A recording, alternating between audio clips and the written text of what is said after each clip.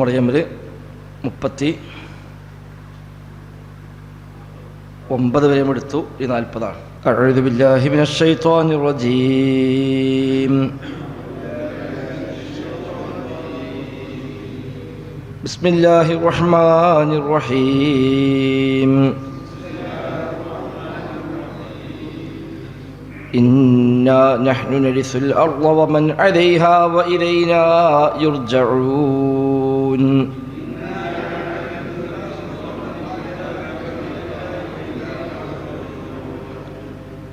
واذكر في الكتاب إبراهيم إنه كان صديقا نبيا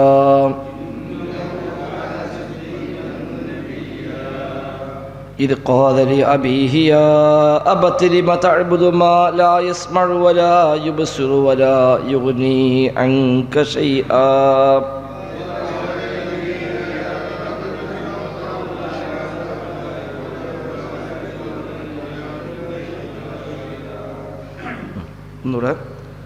إنا نحن نرث الأرض ومن عليها وإلينا يرجعون.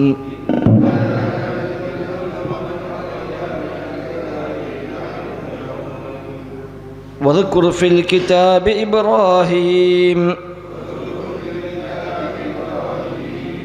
إنه كان صديقا نبيا إذ قال لأبيه يا أبت لم تعبد ما لا يسمع ولا يبصر ولا يغني عنك شيئا.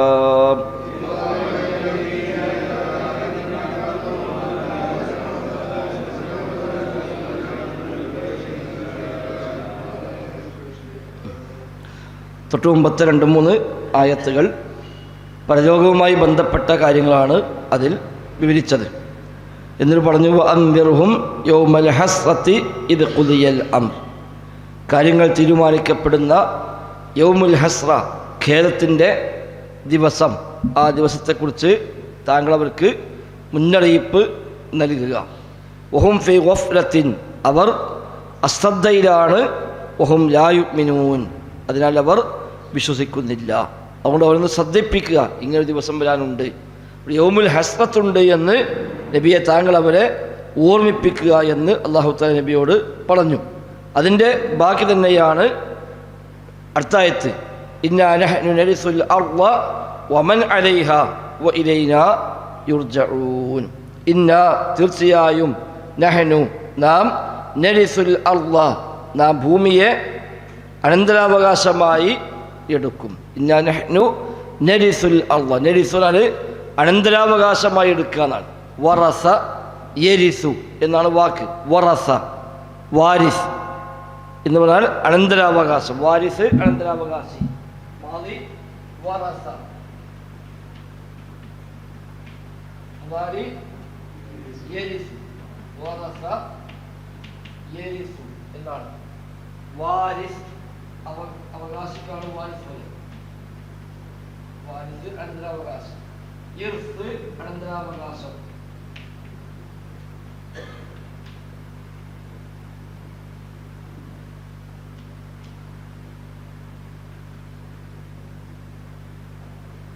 ഇർസുൻ അനന്തരാവകാശം, വാരിസ് അനന്തരാവകാശി. ഉലൈക ഹുമുൽ വാരിസൂൻ അല്ലദീന യരിസൂന ഫിർദൗസ ഹും ഫീഹാ ഖാലിദൂൻ. സൂറത്തുൽ മുഅ്മിനൂനിൽ അല്ലാഹു പറഞ്ഞു ഉലൈക ഹുമുൽ വാരിസൂൻ, അവരാകുന്നു വാരിസീങ്ങൾ അഥവാ അനന്തരാവകാശികൾ. അല്ലദീന യരിസൂനൽ ഫിർദൗസ്, ഫിർദൗസിന് അവകാശമായവർക്ക് ലഭിക്കും. ആ നിലക്കുള്ള അവകാശികളാകുന്നു അവർ എന്ന് പറയുന്നുണ്ട്. അപ്പോൾ വാരിസ് ഇവിടെ ഇന്നാ നഹ്നു നരിസുൽ അർള, ഇന്നാ, തീർച്ചയായും, നാം, നഹ്നു, നാം, നരിസു, നാം അവകാശമായി എടുക്കും, അൽ അർള, ഭൂമിയെ. ഇപ്പം ഭൂമിയിൽ നമ്മളൊക്കെ അവകാശം എടുക്കുന്നുണ്ട്, അനന്തരാവകാശികളായി വരുന്നുണ്ട്. പാപ്പന കാലം കഴിഞ്ഞാൽ മക്കൾ അവകാശിയാവും, വളരെ ശേഷം പോലെ മക്കൾ അവകാശിയാവും. ഇതിങ്ങനെ പോയി പോയി പോയി പോയി അവസാനം എന്താകും? അവസാനം ഭൂമി മൊത്തം അല്ലാഹു തആലയുടേതായിട്ട് മാറുന്നു. എല്ലാവരും കഴിയും, എല്ലാം നശിക്കും. ഖിയാമത്തോടു കൂടി എല്ലാം നശിച്ച് പിന്നാൽക്കുമ്പോഴേ സെൻറ്റും ഭൂമിയൊന്നും വേണ്ട, എല്ലാവരും അതിനൊക്കെ ഒഴിവായി. അവസാനം ഇത് വരാനുള്ളത് പടച്ച റബ്ബിലേക്ക് മാത്രം. ഇന്നാ നഹ്നു നരിസുൽ അർള, നിശ്ചയം നാം തന്നെയാണ് ഭൂമിയെ അനന്തരാവകാശമെടുക്കുന്നവർ. ഭൂമിയെ മാത്രമല്ല, വമൻ അലൈഹ, ആ ഭൂമിക്ക് മേൽ ഉള്ളവരെയും, വമൻ ഒരുത്തനെയും, അലൈഹ അതിന്മേലുള്ള. അപ്പം ഭൂമിയെയും ഭൂമിയിൽ വസിക്കുന്ന എല്ലാവരെയും അനന്തരാവകാശമായി എടുക്കുന്നത് അല്ലാഹു തആലയാകുന്നു. വ ഇലൈന യുർജഊൻ, വ ഇലൈന നമ്മിലേക്ക് തന്നെയാണ്, യുർജഊന അവർ മടക്കപ്പെടുന്നത്. അപ്പം എല്ലാം കഴിഞ്ഞ അവസാനം എല്ലാം അള്ളാഹുവിലേക്ക് മടങ്ങി വരും. ഒരു ഇടക്കാലത്ത് കുറച്ചു കാലം ഈ ഭൂമിയിൽ അള്ളാഹു തആല നമുക്ക് ജീവിക്കാൻ അവസരം തന്നു എന്ന് മാത്രം. മനുഷ്യന്മാർ വസിക്കുന്നു, മറ്റൊരുപാട് ജീവികൾ മനുഷ്യന് വേണ്ടി സൃഷ്ടിക്കപ്പെട്ടിരിക്കുന്നു. ഒരുപാട് സൗകര്യങ്ങൾ അള്ളാഹു തആല ഈ ഭൂമിയിൽ മനുഷ്യന് വേണ്ടി തയ്യാറാക്കിയിരിക്കുന്നു. ഇതൊക്കെ ഒരു അവധി വരെ മാത്രമേ ഉള്ളൂ. കുല്ലു യജ്രി ലി അജലിൻ മുസമ്മ എന്ന് പറഞ്ഞ നിശ്ചിതമായ അവധി വരെ ഇതെല്ലാം സഞ്ചരിക്കുന്നു. അത് കഴിഞ്ഞോടുകൂടി അത് നശിക്കുന്നു. നശിച്ച് പിന്നീട് എല്ലാവരും റഹ്മാനായ റബ്ബിൻ്റെ മുമ്പിൽ ഒരുമിച്ച് കൂട്ടപ്പെട്ട് എല്ലാം അള്ളാഹുവിൻ്റെ മുമ്പിൽ വിചാരണയ്ക്ക് വിധേയമാകുന്ന ഒരു ഘട്ടമുണ്ട്. അപ്പോൾ അള്ളാഹു തആല മാത്രമാണ് അവിടെ ബാക്കിയാകുന്നതും, അള്ളാഹുവാണ് അനന്തരാവകാശമെടുക്കുന്നതും, അള്ളാഹുവാണ് വിചാരണ നടത്തി വിധി പ്രഖ്യാപിക്കുന്നതും. മറ്റൊരാൾക്കും അവിടെ അതിലൊന്നും പങ്കില്ല. അതാണ് ഇന്നാ നഹ്നു നരിസു, നിശ്ചയം നാം തന്നെയാണ് അവകാശമെടുക്കുക എന്ന് പറഞ്ഞത്. എല്ലാം റബ്ബിലേക്കാണ് മടങ്ങുന്നത്. ഉമർ ഇബ്നു അബ്ദുൽ അസീസ് റഹിമഹുല്ലാ എഴുതിയ കത്തിൽ കാണാം, അല്ലാഹു തആല ആളുകൾക്ക് സൃഷ്ടിപ്പിൻ്റെ സമയത്ത് തന്നെ അവർക്ക് മരണവും നിശ്ചയിച്ചിരിക്കുന്നു. ഇന്നല്ലാഹ കതബ അലൽ ഖൽഖി, അല്ലാഹു തആല അവൻ്റെ സൃഷ്ടികൾക്ക് അവൻ രേഖപ്പെടുത്തിയിട്ടുണ്ട്, ഹീന ഖലഖഹും അൽ മൗത്ത്, അവർ സൃഷ്ടിച്ചപ്പോൾ തന്നെ അവരുടെ മരണവും അല്ലാഹു തആല നിശ്ചയിച്ചിട്ടുണ്ട്. ഫജഅല മസീറഹും ഇലൈഹി, അവിടെ എല്ലാം മടക്കം അല്ലാഹുവിലേക്കാവുന്നു. ശേഷം അദ്ദേഹം പറഞ്ഞു, അല്ലാഹുവിൻ്റെ കിതാബിൽ അല്ലാഹു തആല രേഖപ്പെടുത്തിയ അറിയിച്ച കാര്യമാണ് അന്നഹു യരിസുൽ അർള വമൻ അലൈഹാ വ ഇലൈഹി യുർജഊൻ, ഭൂമിയെയും ഭൂമിയിലുള്ളവരെയും അല്ലാഹു അവകാശമായി എടുക്കുമെന്നും ആ റബ്ബിലേക്ക് എല്ലാവരും മടങ്ങുമെന്നും അല്ലാഹു തആല അവൻ്റെ കിതാബിൽ അറിയിച്ചിരിക്കുന്നു എന്ന് ഉമർ ഇബ്നു അബ്ദുൽ അസീസ് റഹിമഹുല്ലാ അന്ന് എഴുതിയ കത്തിൽ കാണാൻ കഴിയും, കൂഫയിലേക്ക്. അപ്പോൾ ഏതാണെങ്കിലും നമുക്ക് തർക്കമില്ല, നമ്മളത് വിശ്വസിക്കുന്ന ആളുകളാണ്. ഇതെല്ലാം കഴിഞ്ഞ് റബ്ബിലേക്ക് മടങ്ങി ചെല്ലും. ഇനി അവിടെ കഴിഞ്ഞു. ഇനി അടുത്ത ആയത്ത് മുതൽ ഇബ്രാഹിം നബി സ്വല്ലല്ലാഹു അലൈഹി വസല്ലമിൻ്റെ ചരിത്രമാണ്. കുറച്ചധികം ആയത്തുകൾ, 10 ആയത്ത്, 41 മുതൽ 50 വരെയുള്ള 10 ആയത്തുകൾ ഇബ്രാഹിം നബി സ്വല്ലല്ലാഹു അലൈഹി വസല്ലമിൻ്റെ ചരിത്രമാണ് പറയുന്നത്. അത് കഴിഞ്ഞാൽ പിന്നെ മൂസാ നബിയെ പറയുന്നു.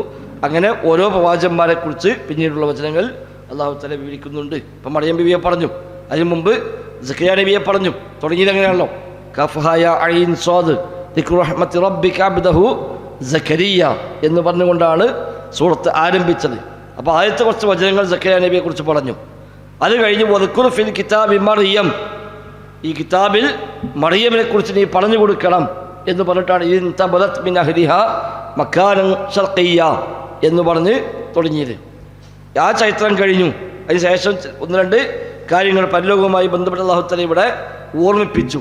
ശേഷം ഇബ്രാഹിം നബിയുടെ ചരിത്രത്തിലേക്കാണ് ഇനി അല്ലാഹു തആല നമ്മുടെ ശ്രദ്ധ കൊണ്ടുവരുന്നത്. അതാണ് വദ്കുർ ഫിൽ കിതാബി മറിയം, അല്ല വദ്കുർ ഫിൽ കിതാബി ഇബ്രാഹിം ഇന്നഹു കാന സുദ്ദീഖൻ നബിയ്യ. വദ്കുർ, നബിയെ താങ്കൾ പറഞ്ഞു കൊടുക്കണം, താങ്കൾ ഓർക്കണം, ഫിൽ കിതാബ്, ഈ വേദഗ്രന്ഥത്തിൽ അവർക്ക് താങ്കൾ പറഞ്ഞു കൊടുക്കുക, ഓർമ്മിപ്പിക്കുക, ഇബ്രാഹിം, ഇബ്രാഹിമിനെ കുറിച്ച് പറഞ്ഞു കൊടുക്കുക. ഇന്നഹു കാന സുദ്ദീഖൻ നബിയ്യ, ഇന്നഹു തീർച്ചയായും ഇബ്രാഹിം കാന അദ്ദേഹമായിരുന്നു സുദ്ദീഖൻ നബിയ്യ, സുദ്ദീഖൻ സത്യസന്ധനായിരുന്നു, നബിയ്യ പ്രവാചകനായ സത്യസന്ധനായവരായിരുന്നു ഇബ്രാഹിം. അപ്പോൾ ആദ്യം തന്നെ എടുത്തു പറഞ്ഞ വിശേഷണം സുദ്ദീഖ് എന്നാണ്. ഇബ്രാഹിം നബിയെ പറ്റി ഒന്നാമത് പറഞ്ഞ സിഫത്ത് ഇവിടെ സുദ്ദീഖ്, സത്യം മാത്രം പറയുന്നവർ എന്നർത്ഥത്തിൽ സുദ്ദീഖൻ നബിയ്യ, നബി എന്നതിന് മുമ്പ് സുദ്ദീഖ് ഉപയോഗിച്ചിട്ടാണ് പറഞ്ഞത്. പ്രവാചകനാണ്, അതോടൊപ്പം സുദ്ദീഖായ ആളാണ് ഇബ്രാഹിം നബി അലൈഹി സ്വലാത്തു വസ്സലാം. മക്കൾക്ക് ഏറ്റവും ബന്ധമുണ്ട് എന്ന് അവൻ അവകാശപ്പെടുന്നതാണ് ഇബ്രാഹിം നബിയോട്.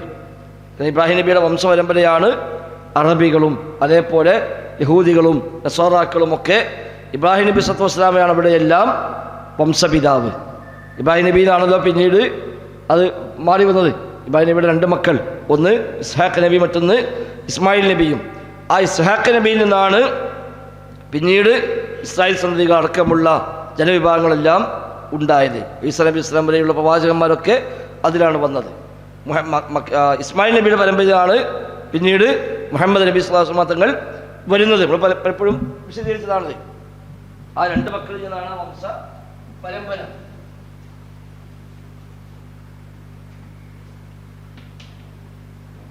ഇബ്രാഹിം നബിയുടെ 2 മക്കൾ, ഒന്ന്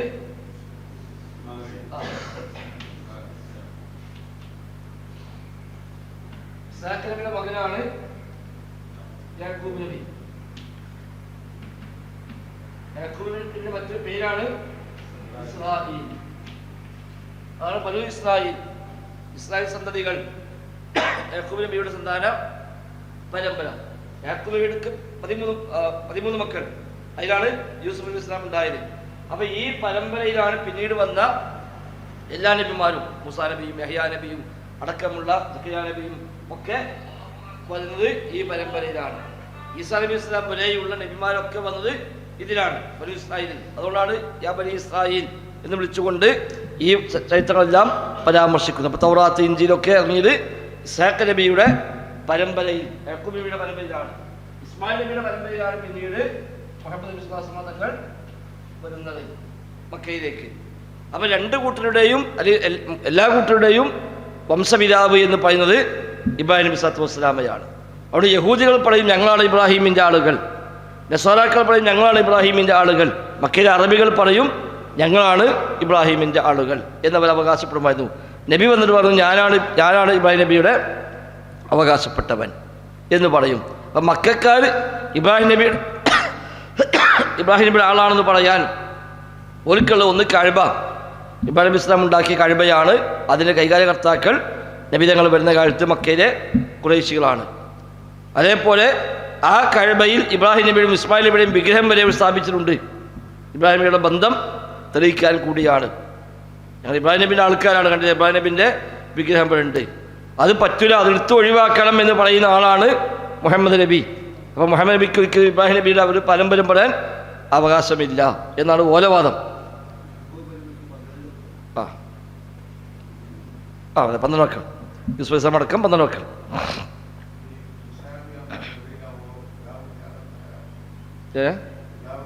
ഉമ്മ പരമ്പരയാണ്. ഉമ്മ പരമ്പരയാണ് ആണ് യാ ഉഖ്ത ഹാറൂൻ എന്നൊക്കെ പറഞ്ഞേ. പറയും ബീബിയോട് യാ ഉഖ്ത ഹാറൂൻ എന്ന് പറഞ്ഞ ഹാറൂൻ്റെ സഹോദരി എന്ന് വിളിച്ചത് ആ നിലക്കാണ്. അപ്പോൾ എല്ലാ പ്രവാചകന്മാരും യാക്കൂബ് നബിക്ക് ശേഷമുള്ള ഈസാ നബി ഇസ്ലാം വരെയുള്ള പ്രവാചകന്മാരൊക്കെയും വന്നത് ആ പരമ്പരയിലാണ്. അതുകൊണ്ടാണ് മുഹമ്മദ് നബിയെ ഒരു നിരാകരിച്ചതും. യഹൂദികളും നസ്വാറാക്കളും മുഹമ്മദ് നബിയെ തള്ളിക്കളയാൻ കാരണം ഇതുവരെ നബിമാർ വന്നതൊക്കെ ഈ പരമ്പരയിലാണ്. അതെ, അവസാനത്തെ നബി വരുമെന്ന് അവർ കാത്തിരിക്കുകയാണ്. തൗറാത്തിലും ഇഞ്ചിയിലും പറഞ്ഞ പ്രവാചകൻ വരാൻ സമയമായിട്ടുണ്ട് എന്നവർക്കറിയാം. ഒരു കാത്തിരിക്കുകയാണ്.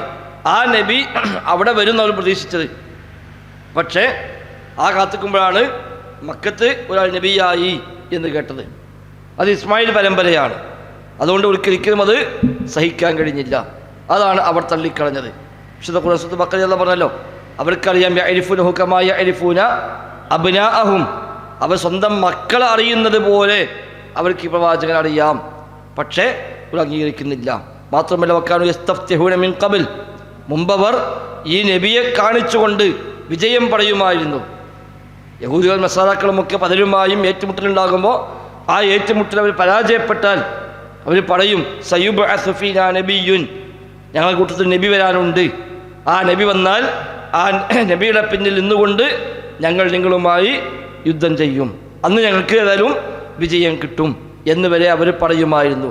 പക്ഷേ ഫലമ്മാ ജാഅഹും മാ അറഫു കഫറു ബിഹി, ആ പ്രവാചകൻ വന്നപ്പോൾ അവർ അദ്ദേഹത്തെ അംഗീകരിച്ചില്ല, അദ്ദേഹത്തെ അവർ നിഷേധിച്ചു. കാരണം അല്ലാഹു പറഞ്ഞത് ബഗ്യൻ അൻ യുൻസിലല്ലാഹു മിൻ ഫദ്ലിഹി അലാ മൻ യശാഉ മിൻ ഇബാദിഹി. അള്ളാഹുവിൻ്റെ ഫദ്ലായ പ്രവാചകത്വം അള്ളാഹുവിൻ്റെ അടിമകളിൽ അള്ളാഹു ഉദ്ദേശിച്ചവർക്ക് അല്ലാഹു കൊടുത്തു എന്നതിലെ വിദ്വേഷമാണ് അവർക്ക് കാരണം. അവർ വിചാരിച്ച കുടുംബത്തിലേക്ക്, അവർ വിചാരിച്ച ആളുകളിലേക്ക് പ്രവാചകത്വം വന്നില്ല. അതുകൊണ്ട് ആ വിദ്വേഷമാണ് അവർ തള്ളിക്കളയാൻ നിമിത്തമാക്കിയത്. മക്കക്കാർക്കാണെങ്കിൽ അവിടെ മക്കത്തെ നബി വരുന്നതിന് ഒരിക്കൽ സന്തോഷമേ ഉള്ളൂ. പക്ഷെ അന്ന് നബി വരികയാണെങ്കിൽ അത് മുഹമ്മദിനേക്കാളും അർഹതകൾ എത്രയോ മനുഷ്യന്മാരവിടെ ഉണ്ടല്ലോ. അന്ന് അബൂജഹിലുണ്ട്, അബൂലഹബുണ്ട്, അവരൊക്കെ വലിയ വലിയ വലിയ കാരണന്മാരാണ്. അവരൊക്കെ ഉണ്ടായിരിക്കെ ഇയാൾക്കാണപ്പോൾ നബി വന്ന് പ്രവാചകത്വം കിട്ടിയത്. അത് ശരിയായില്ല. അല്ലെങ്കിൽ ത്വായിഫിൽ വലിയ വലിയ പൗരപ്രമുഖന്മാരുണ്ട്. അപ്പം അങ്ങനെ അവിടേക്കുള്ള അലീം ഈ രണ്ട് ഗ്രാമങ്ങളിൽ മക്ക ത്വായിഫ് പ്രദേശങ്ങളിലെ പ്രഗത്ഭന്മാരായ ആളുകൾക്ക് എന്തുകൊണ്ട് ഈ ഖുർആൻ ഇറങ്ങിയില്ല? കാരണം മുഹമ്മദ് നബിയുടെ കീഴിൽ പിന്നെ ഓലൊക്കെ വന്ന് നിൽക്കുന്നുണ്ടെങ്കിൽ അതൊരിക്കൽ സഹിക്കാൻ പറ്റുന്നതല്ല. അബൂജലും അബൂലഹബൊക്കെ അവിടുത്തെ വലിയ വലിയ നേതാക്കന്മാരും രാജാക്കന്മാരുമാണ്. ഇനി മുഹമ്മദ് നബിയെ അംഗീകരിച്ചു കഴിഞ്ഞാൽ അവർ നബിയുടെ പിറകിൽ നിൽക്കണം. അബൂബക്കർ സിദ്ദീഖ് ഉമർ ഖത്താബ് എന്ന പോലെ. അപ്പോൾ അതൊരിക്കലും ഒരു കിബർ സമ്മതിക്കുന്നില്ല. അതുകൊണ്ട് അവരും അത് തള്ളിക്കളഞ്ഞു. ഏതായിരുന്നാലും ഇവർ എല്ലാവരുടെയും വാദം ഞങ്ങൾ ഇബ്രാഹിം നബിയുടെ ആളുകളാണ് എന്നാണ്. കഅബയിൽ ഇബ്രാഹിം നബിയുടെ വിഗ്രഹം സ്ഥാപിച്ചുകൊണ്ട് ആരാധിക്കുന്നവർ ഇബ്രാഹിം നബിയുടെ പിന്മുറക്കാരായിട്ടാണ് അവകാശപ്പെടുന്നത്. അതാണ് ഖുർആൻ ഒരുപാട് സ്ഥലത്ത് മാക്കാന ഇബ്രാഹിമു യഹൂദിയൻ വലാ നസ്രാനിയൻ വലാകിൻ കാന ഹനീഫൻ മുസ്ലിമൻ വമാ കാന മിനൽ മുശ്രിക്കീൻ എന്നൊക്കെ പറഞ്ഞത്. ഇബ്രാഹിം നബി സല്ലല്ലാഹു അലൈഹി യഹൂദി ആയിരുന്നില്ല, നസ്രാനി ആയിരുന്നില്ല, ഹനീഫൻ മുസ്ലിമൻ, വളവില്ലാത്ത വക്രതയില്ലാത്ത ഋജുമനസ്കനായ അള്ളാഹിന് കീഴ്പ്പെട്ടവനായിരുന്നു. അദ്ദേഹം മുശ്രിക്കീങ്ങളിൽ പെട്ടവനായിരുന്നില്ല എന്നൊക്കെ അല്ലാഹു തആല ആവർത്തിച്ച് പറയുന്നത് കൊണ്ടാണ്. അപ്പോൾ ഇവിടെ വദ്കുർ ഫിൽ കിതാബി ഇബ്രാഹിം, വേദഗ്രന്ഥത്തിൽ ഇബ്രാഹിമിനെ കുറിച്ച് നബിയെ താങ്കൾ സ്മരിക്കുക, പറഞ്ഞു കൊടുക്കുക. ഇന്നഹു കാന സുദ്ദീഖൻ നബിയ്യ, അദ്ദേഹം സത്യസന്ധനായ ഒരു പ്രവാചകനായ സത്യസന്ധനായ ആളായിരുന്നു അദ്ദേഹം. അപ്പം കേവലം അവകാശവാദം കൊണ്ട് കാര്യമില്ലാത്ത ഞങ്ങൾ ഇബ്രാഹിമിൻ്റെ ആളുകൾ ആർക്കും പറയാലോ, അതുകൊണ്ട് കാര്യമില്ല. ആ ഇബ്രാഹിമിയുടെ ചരിത്രം എന്താണ്, ഇബ്രാഹിം നബിയുടെ ശരിയായ ജീവിത കഥകൾ എന്താണ്, അത് മനസ്സിലാക്കുമ്പോഴാണ് ആരാണ് ഇബ്രാഹിം നബിയുടെ ആളുകൾ എന്ന് മനസ്സിലാവുക. മറ്റു അവകാശം ആർക്കും ഉന്നയിക്കാം, ഞങ്ങളാണ് ഇതിൻ്റെ ആളുകൾ ആർക്കും പറയാലോ. അതാണ് ഇപ്പോൾ സംഭവിച്ചത്. യഹൂദികളും പറഞ്ഞു, നസാറാക്കളും പറഞ്ഞു, മുസ്ലിമീങ്ങളും പറഞ്ഞു, മുശ്രിക്കീങ്ങളും പറഞ്ഞു. അപ്പം അങ്ങനെ കേവലം ഒരു അവകാശവാദമല്ല. ആ ഇബ്രാഹിം നബി സല്ലല്ലാഹു അലൈഹി വസല്ലമിൻ്റെ ശരിയായ ജീവിതം എന്ത്, അത് കൃത്യമായി വിവരിച്ചു കൊടുത്താൽ അതിന് മനസ്സിലാവും ആരാണ് അദ്ദേഹത്തോട് ബന്ധമുള്ളവർ. അതാണ് വദ്കുർ ഫിൽ കിതാബി ഇബ്രാഹിം, വേദഗ്രന്ഥത്തിൽ ഇബ്രാഹിമിനെ പറ്റി നബിയെ താങ്കൾ പറഞ്ഞു കൊടുക്കുക. അദ്ദേഹം സുദ്ദീഖൻ നബിയ്യ, ഇന്നഹു കാന, തീർച്ചയായും അദ്ദേഹം ആയിരുന്നു, സുദ്ദീഖൻ, സത്യസന്ധനായിരുന്നു, നബിയ്യ, പ്രവാചകനായ സത്യസന്ധനായ ആളായിരുന്നു അദ്ദേഹം. ഇദ് ഖാല ലി അബീഹി യാ അബതി ലിമ തഅബുദു മാ ലാ യസ്മഉ വലാ യുബ്സിറു വലാ യുഗ്നി അൻക ശൈആ.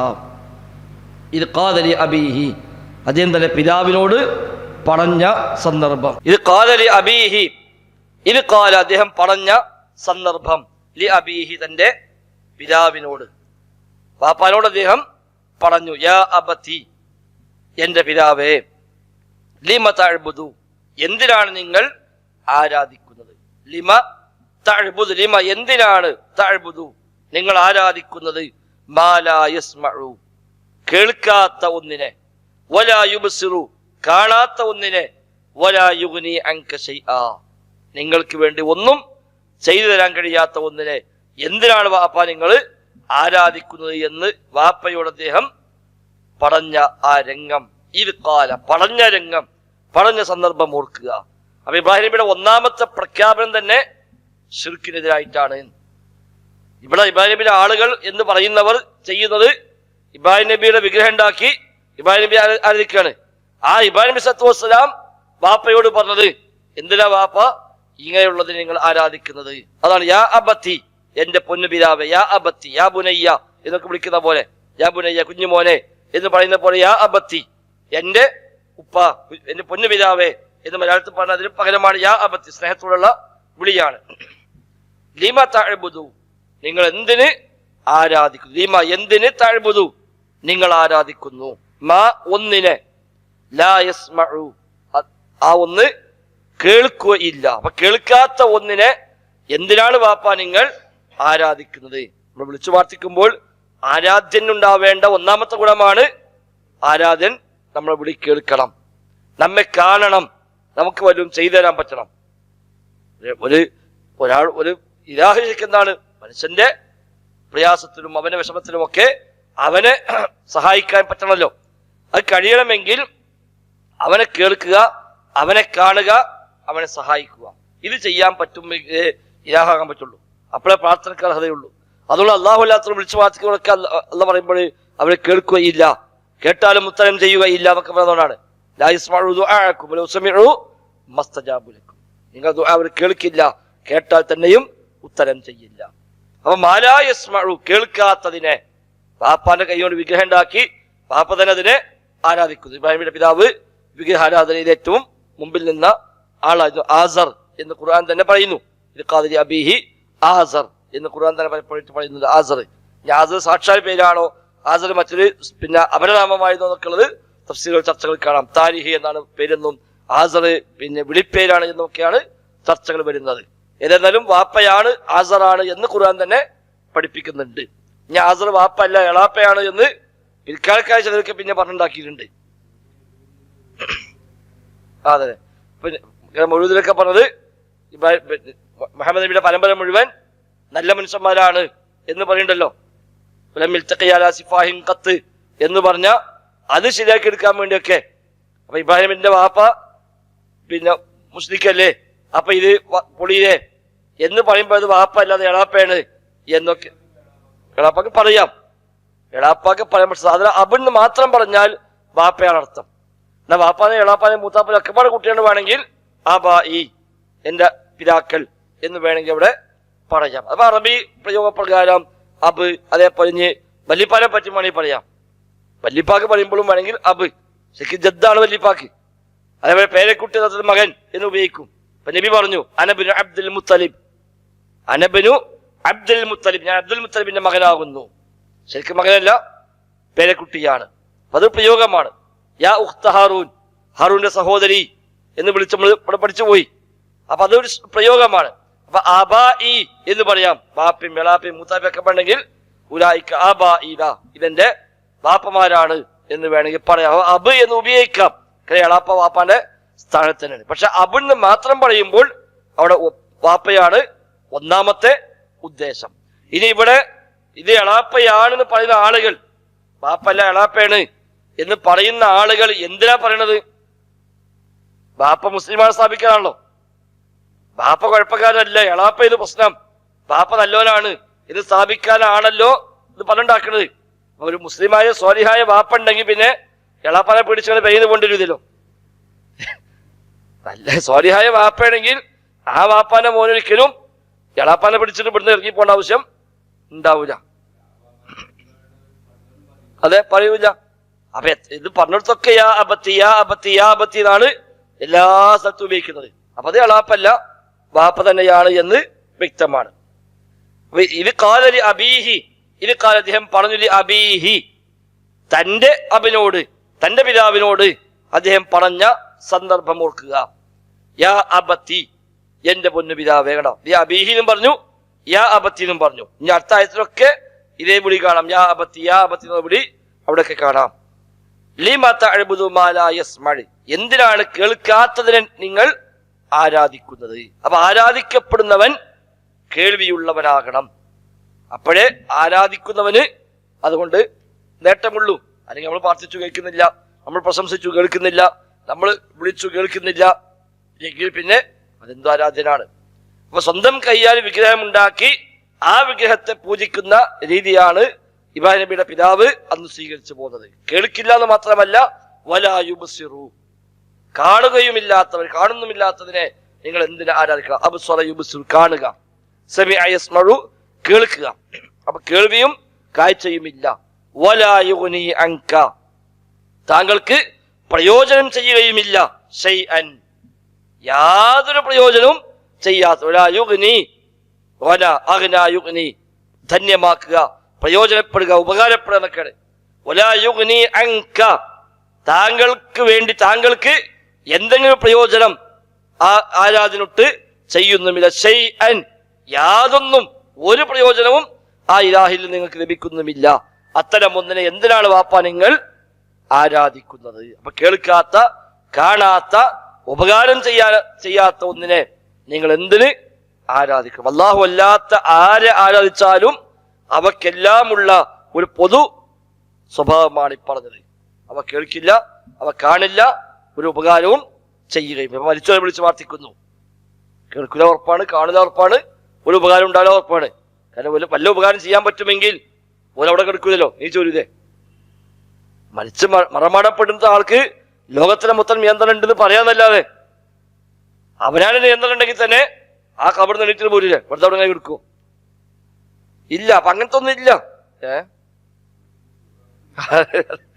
സുഖം ഉണ്ടാവുന്നല്ലോ. കാരണം ലോകത്തെല്ലാരും വിളിക്കുന്നത് കേൾക്കുകയാണെങ്കിൽ വല്ല സുഖം ഉണ്ടാവും. നമുക്ക് നാലുകളൊപ്പം വർത്താനം പറഞ്ഞാൽ നമ്മൾ പറയില്ലേ, ആരെങ്കിലും ഒരാൾ പറയും എന്ന് പറയില്ലേ, നാലുകളൊപ്പം പറഞ്ഞാൽ നമുക്ക് അത് അസ്വസ്ഥതയാണ്. അപ്പൊ പല ഭാഷ ലോകത്ത് പലയിടത്തുനിന്ന് എല്ലാവരും കൂടി വിളിച്ചത് മുഴുവൻ കേൾക്കുകയാണെങ്കിൽ പിന്നെ ഒരു സുഖവും ഉണ്ടാവില്ല. ലോകത്തൊക്കെ എല്ലാ സംഗതിയും കാണുകയാണെങ്കിൽ മരിച്ചാക്കി പിന്നെ അവിടെ കിടക്കാൻ വല്ല സുഖം ഉണ്ടാവോ? അവനെ സ്വത്ത് പോലെ കബർ കിടന്ന് കാണുക, അവനെ പെണ്ണുങ്ങളെ വേറെ കെട്ടിച്ചു പോണത് അവിടെ കിടന്ന് കാണുക, പിന്നെ എന്ത് സുഖം ഉണ്ടായാല് കബർ കിടക്കാന് യാതൊരു സ്വസ്ഥത ഉണ്ടാവില്ല. അപ്പൊ അതില്ല. ഈ ദുന്യാവിലേക്കുള്ള കാഴ്ചയും കേൾവി അവസാനിച്ചു. അത് മറ്റൊരു ലോകമാണ്. ബർസഖ് എന്നത് വേറെ ലോകമാണ്. നാള് വരെയും അവർക്ക് പിറകിൽ ഒരു ബർസഖ്, ഒരു മറയുണ്ട്. ആ മറ ഈ ദുന്യാവുമായുള്ള മറയാണ്. ആ ലോകത്ത് അവർക്ക് കാഴ്ച ഉണ്ടാവും, കേൾവിണ്ടാവും. അത് വേറെ. ഈ ദുനിയാവിൽ നടക്കുന്ന കാര്യം കാണാനോ കേൾക്കാനോ അറിയാനോ ഇങ്ങോട്ട് വരാനോ ഇടപെടാനോ ഒന്നും അവർക്ക് ഒരു അവസരമില്ല. ബദരീകളെ പറ്റി, ശുഹദാക്കന്മാരെ പറ്റി പറഞ്ഞ ഹദീസ് കാണാം. ഇമാം മുസ്ലിം ഉദ്ധരിച്ചിട്ടുണ്ട്, ഇമാം അബൂദാവൂദ് വിശദമായി ഉദ്ധരിച്ചിട്ടുണ്ട്. ആ റിപ്പോർട്ടില് ശുഹദാക്കന്മാർ അല്ലാഹു തആല ചോദിക്കുമ്പോൾ നിങ്ങൾക്ക് ഇനി എന്താണ് ആവശ്യം? അവിടെ ആത്മാവുകൾ പക്ഷികൾക്കുള്ളിലായിക്കൊണ്ട് സ്വർഗീയ ആരാമങ്ങളിൽ പാറിക്കളിക്കുന്നു. അപ്പൊ അവിടെ അല്ലാഹു ചോദിക്കുന്നത് എന്ത് വേണം ഇനി? അപ്പൊ ഞങ്ങൾക്കൊന്നും വേണ്ട, എല്ലാം കിട്ടിയിട്ടുണ്ട്. എന്നാലും എന്തെങ്കിലും ആഗ്രഹം പറയണം. ഇനി എന്താഗ്രഹിക്കാൻ റബ്ബേ? ഞങ്ങൾക്ക് എല്ലാം കിട്ടിയല്ലോ.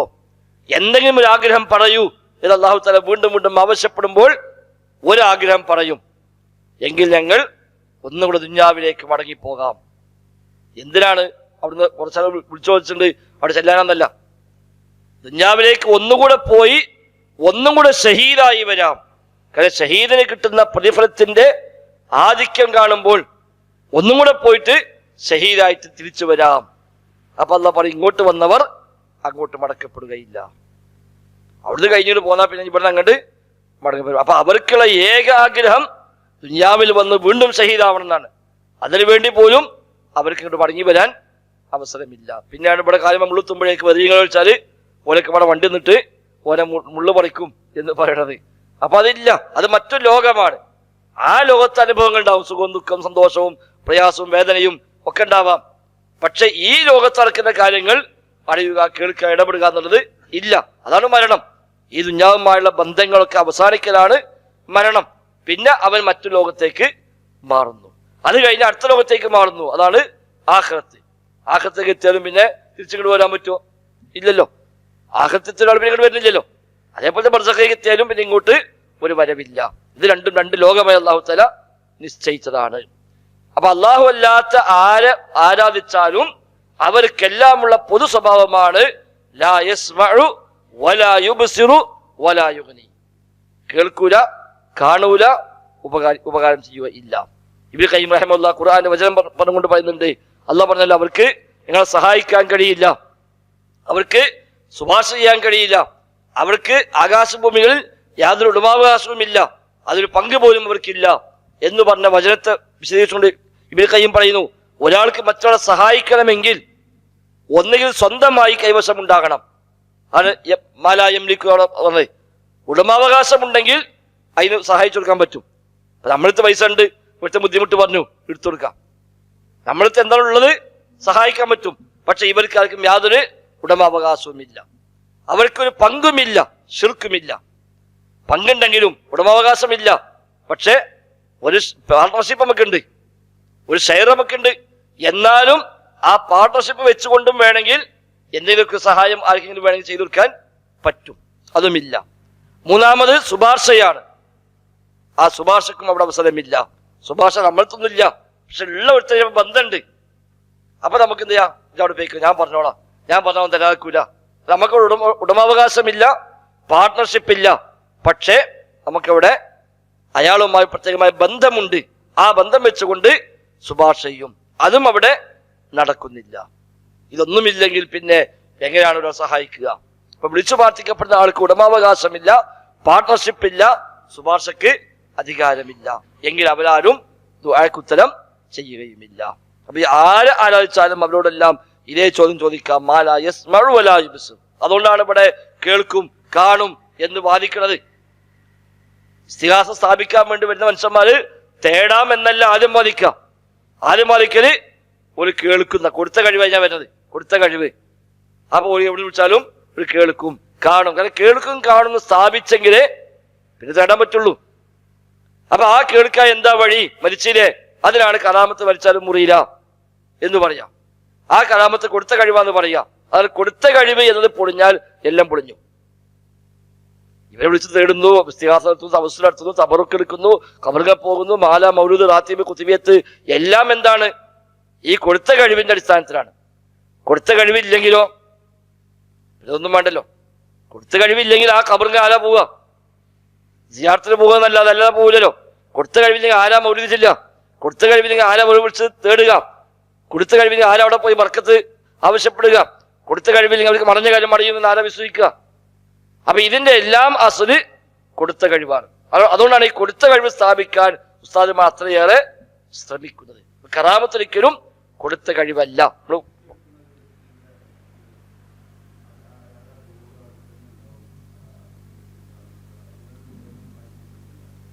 ഇല്ല, ആ ലോകത്തുണ്ടാവും, ബർസഖി ലോകത്തുണ്ടാവും. അങ്ങനൊന്നുമില്ല. പിന്നെ ചില പിൽക്കാലക്കാരുടെ ചില വചനങ്ങളുണ്ട്, ഖുർആനോ ഹദീസോ പറഞ്ഞിട്ടില്ല. പിൽക്കാലക്കാരായ പലരും അങ്ങനെ ചില നിഗമനങ്ങൾ പറഞ്ഞിട്ടുണ്ട്. ഇവിടെ നടക്കുന്ന കാര്യം റൂഹ് അറിയോ, റൂഹ് ഇവിടൊക്കെ സഞ്ചരിക്കുമോ എന്നൊക്കെയുള്ള ചർച്ചകളുണ്ട്. പക്ഷെ അതൊന്നൊരു പ്രമാണബദ്ധമായി തെളിയിക്കപ്പെട്ട കാര്യമൊന്നുമല്ല. അപ്പൊ കേൾക്കാത്ത കാണാത്ത വലാ യുഗ്നി അൻക ശൈആ, വലാ യുഗ്നി ഉപകരിക്കുകയുമില്ല, പ്രയോജനം ചെയ്യുകയുമില്ല, അൻക താങ്കൾക്ക് ശൈആ യാതൊന്നും. അപ്പൊ നിങ്ങൾക്ക് ഒരു ഉപകാരവും ചെയ്യാത്ത, നിങ്ങളെ കാണാത്ത, നിങ്ങളെ കേൾക്കാത്ത, യാതൊന്നും ചെയ്യാത്തതിനെ എന്തിനാണ് വാപ്പ നിങ്ങൾ ആരാധിക്കുന്നത് എന്ന് ഇബ്രാഹിം നബി സ്വല്ലല്ലാഹു അലൈഹി വസല്ലം ബാപ്പയോട് പറഞ്ഞ രംഗം നബിയെ താങ്കൾ പറഞ്ഞു കൊടുക്കണം. വദ്കുർ ഫിൽ കിതാബ്, കിതാബിൽ വേദഗ്രന്ഥത്തിൽ പറഞ്ഞു കൊടുക്കണം ഇബ്രാഹിമിനെ. ഏത് രംഗം? ഇത് ഖാദ അബീഹി, തൻ്റെ വാപ്പയോട് അദ്ദേഹം പറഞ്ഞ ആ സന്ദർഭം നബിയെ താങ്കൾ പറഞ്ഞു കൊടുക്കുക. ആ ഇബ്രാഹിം നബിയാണ് ഇപ്പം അവര് വിഗ്രഹമാക്കി വെച്ചിട്ട് ഇബ്രാഹിം നബിയെ കാക്കണേ എന്ന് ഖുർആൻ ഇറങ്ങുന്ന കാലത്ത് മക്കത്തുള്ളവർ തേടിക്കൊണ്ടിരിക്കുന്നത്. അതാണ് ഇന്ന് തിരിച്ചുമ്പടെ വന്നത്. കുഞ്ഞിത് വലിയുടെ പുസ്തകത്തിൽ പറഞ്ഞ പോലെ ചരിത്രം ആവർത്തിക്കുന്നതാണ്. കുഞ്ഞിത് വലിയ ആ പുസ്തകത്തിൽ പറഞ്ഞത് തൗഹീദിന്റെ ജീവൻ, അത് പറയുന്നുണ്ട് ചരിത്രം ആവർത്തിക്കുന്നു. അതായത് ഒരു നബി വരുമ്പോൾ ആരും സ്വീകരിക്കൂല. ആ നബി മരിച്ചു കഴിഞ്ഞാൽ എല്ലാവരും കൂടി ആ നബിയെ പിടിച്ചിട്ട് ആരാധിക്കും. അത് ശരിയല്ല പറയാൻ അടുത്ത നബി വരും, അപ്പോൾ ആ നബിയെ തള്ളിക്കളയും. കുറച്ചു കാലം കഴിയുമ്പോൾ ആ നബിയെ ആരാധിക്കും. അത് ശരിയല്ല പറയാൻ അടുത്ത നബി വരും, അപ്പോൾ ആ നബിയെ തള്ളിക്കളയും. കുറച്ചു കാലം കഴിയുമ്പോൾ ആ നബിയെ വീണ്ടും അവർ ആരാധിക്കും. ഇതാണ് മനുഷ്യകുലത്തിലുണ്ടായ ചരിത്രം മുഴുവനും. ആ ചരിത്രം എന്നും ആവർത്തിച്ചു കൊണ്ടേയിരിക്കും എന്നാണ് നൂഹ് നബി സാബ് മുതലുള്ള മുഹമ്മദ് നബി വരെയുള്ള ചരിത്രം വെച്ചുകൊണ്ട് കുഞ്ഞീദ് മൗലവി റഹിമഹുള്ള ആ പുസ്തകത്തിൽ പറയുന്നുണ്ട്. ചരിത്രം ആവർത്തിക്കുന്നു എന്ന പേരിൽ. അൽഹംദുലില്ലാഹ്. നോട്ടെ, ഒന്നുകൂടെ അർത്ഥം പറയാം. ഇന്നാ നഹ്നു നരിസുൽ അർള വമൻ അലൈഹാ, തീർച്ചയായും നാം നരിസുൽ അർള, നാം ഭൂമിയെ അനന്തരാവകാശമായി എടുക്കും. വമൻ അലൈഹാ, അതിനുമേൽ ഉള്ളവരെയും. വഇലൈനാ യുർജഊൻ, നമ്മിലേക്ക് തന്നെയാണ് അവർ മടക്കപ്പെടുന്നതും. വദ്കുർ ഫിൽ കിതാബി മറിയം, വദ്കുർ ഫിൽ കിതാബി ഇബ്രാഹിം, വേദഗ്രന്ഥത്തിൽ ഇബ്രാഹിമിനെ കുറിച്ച് നബിയെ താങ്കൾ പറഞ്ഞു കൊടുക്കുക. ഇന്നഹു കാന സുദ്ദീഖൻ നബിയ്യ, അദ്ദേഹം സത്യസന്ധനായ ഒരു പ്രവാചകനായിരുന്നു. ഇത് ഖാല ലി അബീഹി, അദ്ദേഹം തൻ്റെ പിതാവിനോട് പറഞ്ഞ സന്ദർഭം ഓർക്കുക. യാ അബതി, എൻ്റെ പിതാവേ, ലിമ തഅബുദു, എന്തിനാണ് നിങ്ങൾ ആരാധിക്കുന്നത്? മാലാ യസ്മഉ വലാ യുബ്സിർ, കേൾക്കാത്ത കാണാത്തതിനെ, വലാ യുഗ്നി അൻക ശൈആ, താങ്കൾക്ക് യാതൊരു ഉപകാരവും ചെയ്യാത്തതിനെയും എന്തിനാണ് വാപ്പ നിങ്ങൾ ആരാധിക്കുന്നത് എന്ന് പറഞ്ഞ സന്ദർഭം ഓർക്കുക. അല്ലാഹു അക്ബർ. بسم الله الرحمن الرحيم إنا نحن نرث الأرض ومن عليها وإلينا يرجعون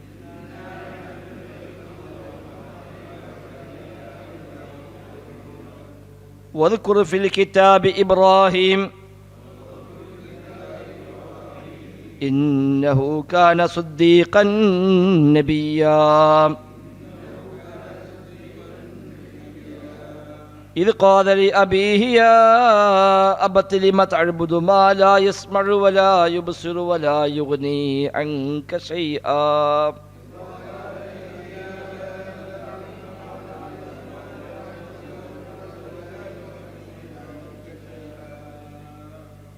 سبحانك الله